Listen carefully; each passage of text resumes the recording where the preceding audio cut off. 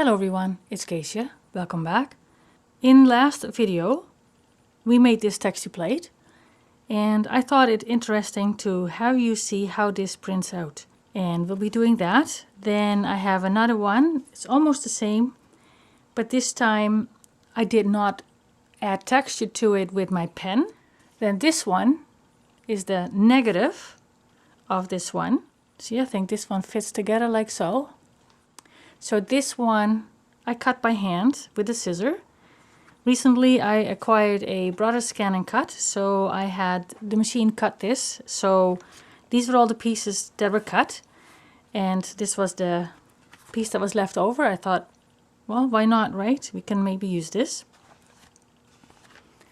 This is the other plate that I showed you in the last video, and this is another one that I finished the other day, and also without added texture with the pen.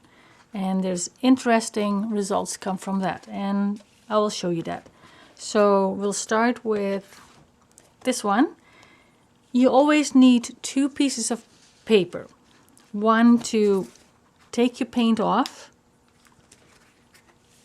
and one to pull the print. So I'll be adding paint here. Now this is kind of pinkish rose, so I'll be adding some red and orange. And this is light, so I'll go dark here. I smoosh this together like so. This way you don't get the blobs on your plate and on your pull print. And then I work it out to the edges. And I usually have way too much paint on here, but I'd rather have too much paint on here that I can take off than not enough. I've had paper stuck to my plates when I did not have enough paint on here. So I have a piece of paper next to me that I will roll off excess paint. Okay, I think this is good. So I'm going to take my texture plate and press it on here. Now, if I have too much paint, it'll smoosh about. This is pretty okay because it stays pretty steady. So you got to press everywhere so that every pattern has paint on it. So press real well. Look at that, hey? No, I don't want that. We'll just see what happens. So I'll do it again. Pressing. And putting it beside the other one. And then I will take the other paper and put it on top.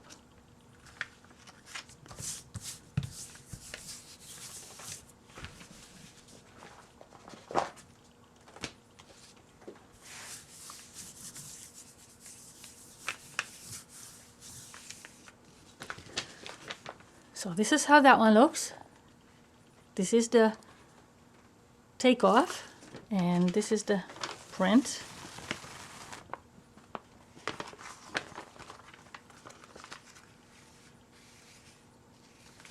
It's a bit messy, so I might have a little bit too much paint on here. And I have another piece of paper here that I will just take off the excess. And sometimes it makes for a very interesting piece of paper. Okay, I'm going to show you the difference. This was too much paint. I did this one earlier. It is a lot cleaner. So definitely too much paint here. I put a piece of deli paper on my texture plate because there was a lot of paint still here. And if I leave that on, it will fill up all the texture that I made with my pen. So you want to make sure that that comes off. Now we're going to do this one. It gives a totally different texture. And here are my backgrounds. I have two again that are close together in color. I like to stay somewhat in the same color range. So this is kind of pinkish yellow, so I'm going to go in with red and yellow and orange again like before.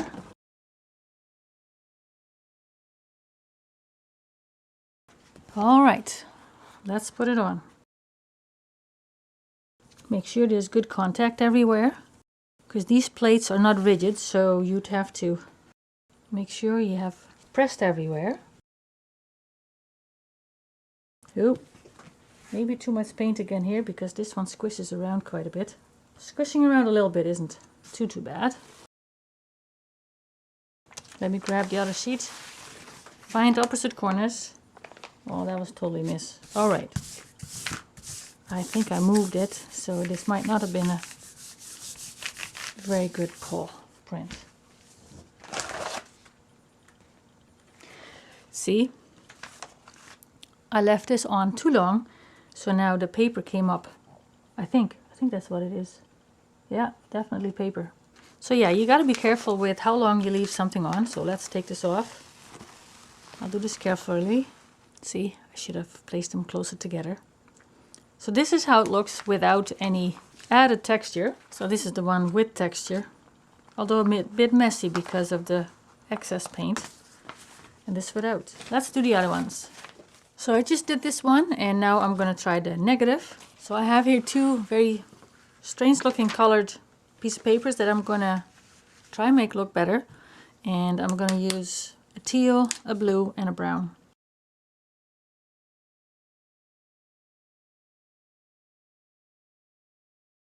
Okay, now I'm going to overlap the edge so that I don't get too much of that. But yeah, you always will have a... I don't know, this looks very dark to me, so I'm very curious. I don't like this, so I think I would like to use this for just a smaller piece of fabric and just one print. Next up, I will try the vine here and see how that turns out. I'm going to use light orange background, so I will use a dark red mix of for the background.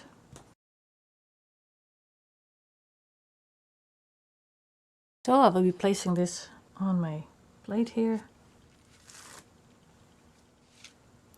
That looks nice. I'd rather have it overlapped a little than that I would have a big gap as we saw in the previous one. Okay, grabbing my second sheet. See, I overlapped too much. Didn't know where everything was. Oh, I like that. A little bit too much paint, I think. I still haven't figured it out exactly how far to go. Okay, one more using pinkish stuff. Now I'm going to use the feathers, and I think I'm going to use some blue.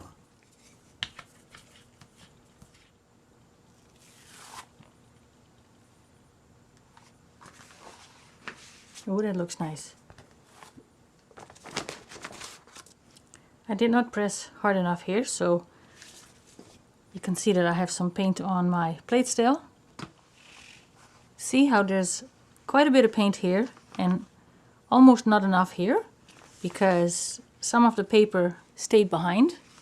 It's a bit tricky to find exactly how much paint to use, but yeah, I'm just playing and having fun, so I don't really am too worried about all this.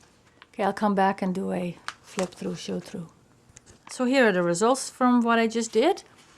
I used my homemade texture plate first that I cut by hand and made all the texture in.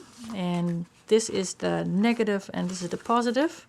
Then this is almost the same one, but then without any texture added. And I do really like that.